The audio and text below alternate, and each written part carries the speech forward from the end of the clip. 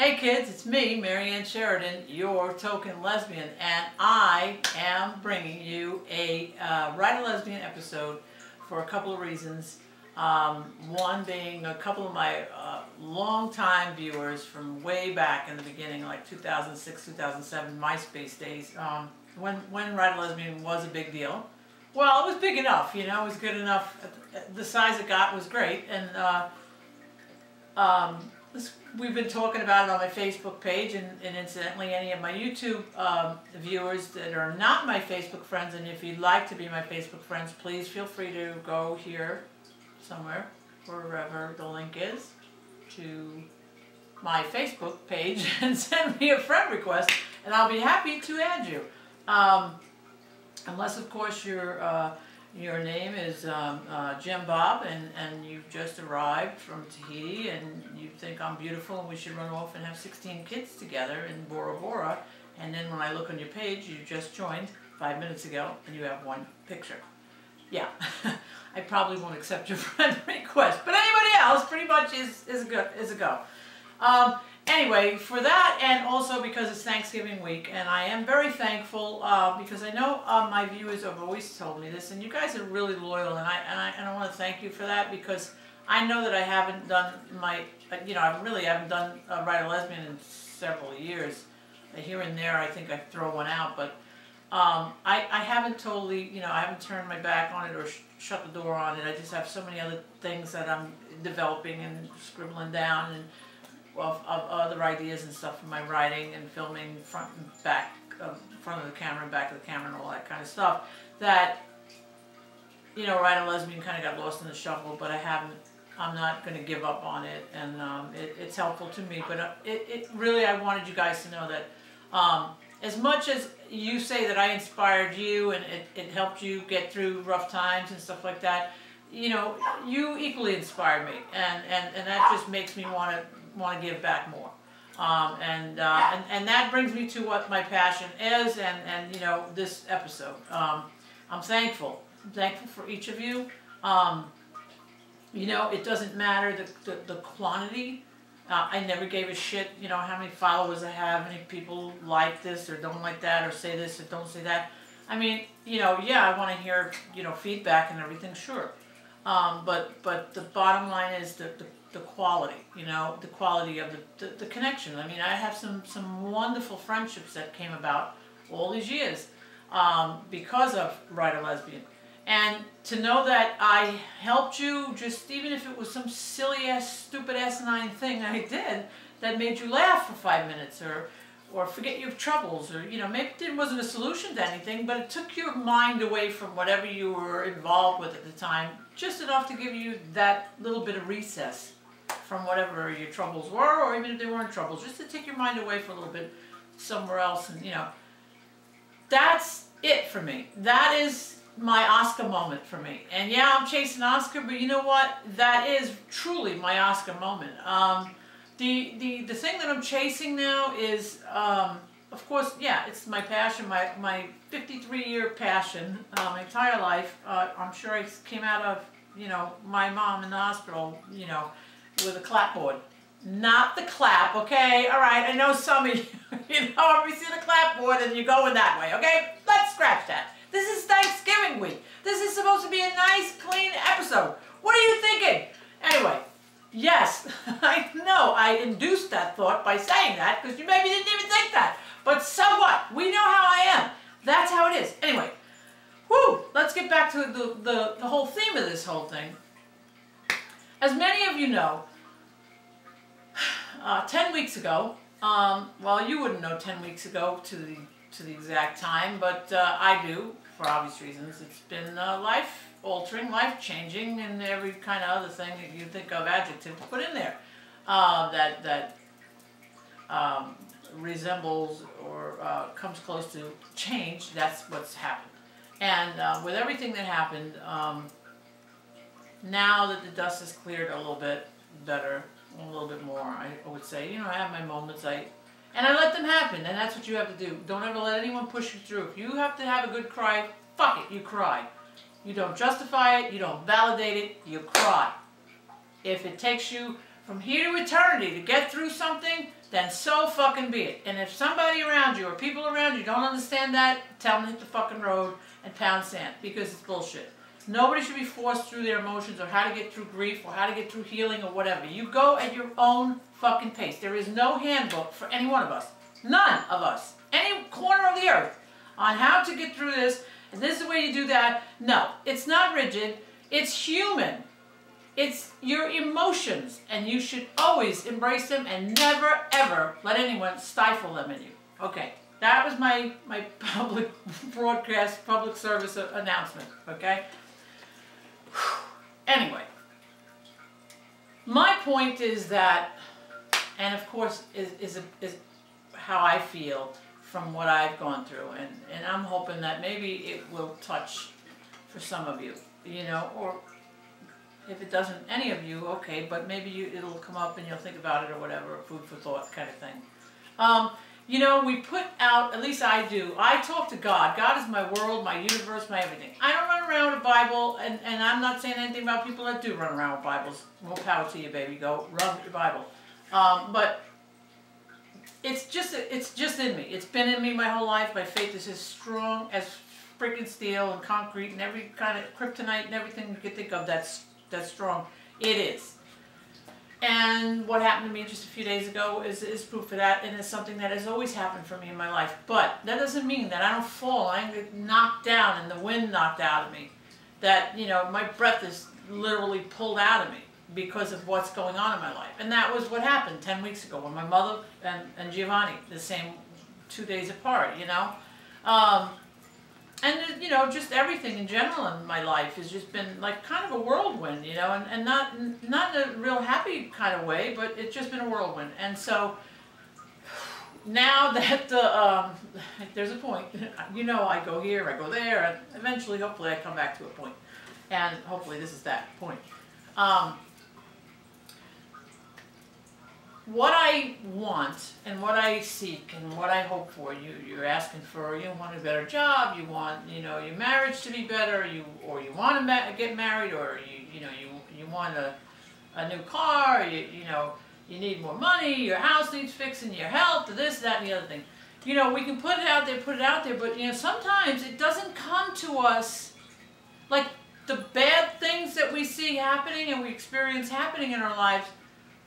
Although they are bad on the surface, after we're able to, the smoke clears and the dust settles, pardon me, and we can see better, sometimes, you know, it reveals that, yeah, these are part of what we really are seeking. Of course, we're not seeking trauma and tragedy and you know, pain and hurt. But you know, what came from that pain and hurt? What did it make us do to go further towards what our goal is or dream? You know what I mean? I mean, yeah, sure, that was awful what happened with my mother. I'll never forget seeing her on the floor, thinking my mother was dead, and I was looking at my dead mother on the floor. I mean, that's an awful visual. And how could anything good come out of that? But what came out of that is, I'm in the house. She's happy where she is, and even though it's getting better, because time is a wonderful thing. It's a wonderful thing. It really does help us. Sure, you break down and you have your moments and everything, but it helps each day, each day, each day. It helps you get through and pick up the pieces and see clearer, maybe, maybe not. Maybe it takes a little longer. But time eventually does, you know, something for you. There's a change that happens. Some kind of catharsis happens through time. It just made me look at things, and I said, well, how could that happen? And of course, Giovanni, I've had him his whole life. He's 13 and a half, and I miss him like crazy, you know. And for those who don't know, that was my Chihuahua, my little guy, Giovanni. Those are my kids, you know. They are it. They've given more than any human being has ever given me, and I don't suspect there'll ever be a human being that could give me what my fur babies give me. But besides the point is, I know for him, the good thing is that he doesn't have pain, and he lived his life very happy. I mean, he was a very healthy, happy dog, and my mom is happy where she's at. You know, it's been me struggling to adjust to the changes. But at the same time, I was seeking this. That's what I'm getting at. I mean, I wasn't looking for it to happen the way it happened, but this is what I'm getting at. Sometimes what we put out there, you know how they say be careful what you ask for? Well, I don't think it's about be careful what you're asking for so much as to say, I'm asking for this, or not even asking, I'm stating this is what I'm doing, this is where I'm going to end up in my life, this is what I will do in my life, and this is the way I'm manifesting, or whatever. And boom, it comes in drips and drabs, but it doesn't always come in a pretty way. But it comes, because my mother, that happened and everything, forced me, it not even forced me, but it put me in a whole other place automatically, through emotions and everything else, and just trying to grasp it all. But I was seeking peace for myself. Peace so that I could think clearer, so that I could focus clearer on my goals, on my lifelong passion and dreams. And that's what I've been doing. And I feel it happening. I feel the changes are happening. You know, they're happening. It's not, they're going to. I feel them already, it's already going. And so my whole thing here was, for this episode, really, I kind of want to put out there is, what we want sometimes doesn't come up the way, it's not delivered to us in the packages that we envisioned. But that doesn't mean you should look at it less, or you know, embrace it. Maybe not embrace it, because if it's a traumatic thing, who wants to embrace a traumatic thing? But sometimes you have to embrace traumatic things to get through to the other side, meaning the good side of life, you know, the things that you're looking for, the positives. And I think the negatives are helpful in that, you know, because they shake and rock the fuck out of our core and our foundation, you know, and you kind of have to act. You have to react. And you hopefully will react in a way to say, let me look at this fairly and see, you know, what the hell can possibly good come out, what good could possibly come out of something so bad. And I believe that a lot of good could come out of it, you know, if we're willing to do what we need to do and open our eyes, not just these eyes, but from inside, you know, and see the bigger picture. And so, those of you who are struggling now through things in your life, whatever they might be, you know, whether it's health, it's love, it's money, it's job, it's kids, it's whatever it is, just keep believing in your dreams and your goals. And if you don't have any, or if you feel like you don't have any and you're confused or whatever, look at where you've come up to this point in your life, and be grateful for the experience, and just believe that you are some kind of spectacular to have lived the life you have lived to this point. Every experience you've had, you are some kind of spectacular, and you've got more work to do and more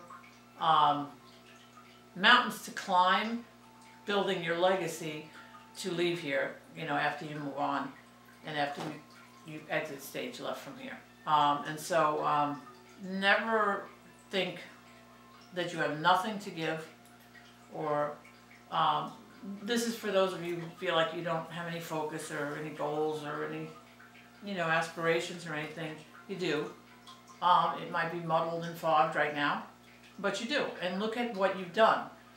And really look at it. Don't just look on the surface. Look at what you've done. Look at what you've lived, what you've experienced in your lifetime to this point. And I venture to say that you turn around and say, damn, you know what? I'm pretty fucking spectacular. I am fucking spectacular as all get out. I went through some shit, and I'm still fucking standing here. I'm still functioning.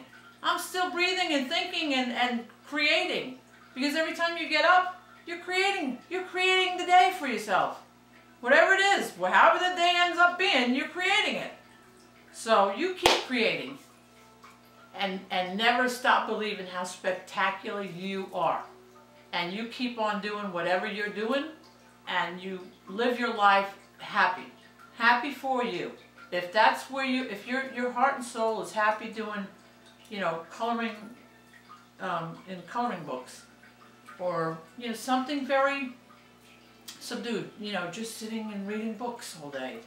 Or as somebody else might think, oh, that's boring. No, if it's joyous to you, you know, fuck them if they think it's boring. It's not their ride, it's yours. And that is all I have for this 2014 special Ride a Lesbian edition, Thanksgiving edition. And I just want you all to know that I am ever so thankful for every single one of you that ever has watched any of my videos, that have commented, that have we have become friends, and even for those who we're no longer friends. I thank every one of you for coming through my life in whatever capacity and however you came through or are still there.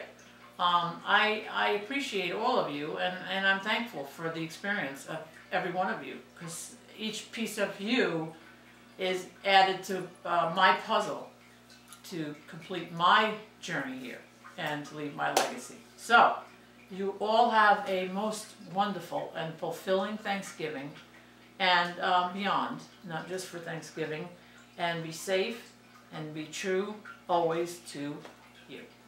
That's all I got for this episode. Don't forget, Ride a Lesbian. Bye-bye.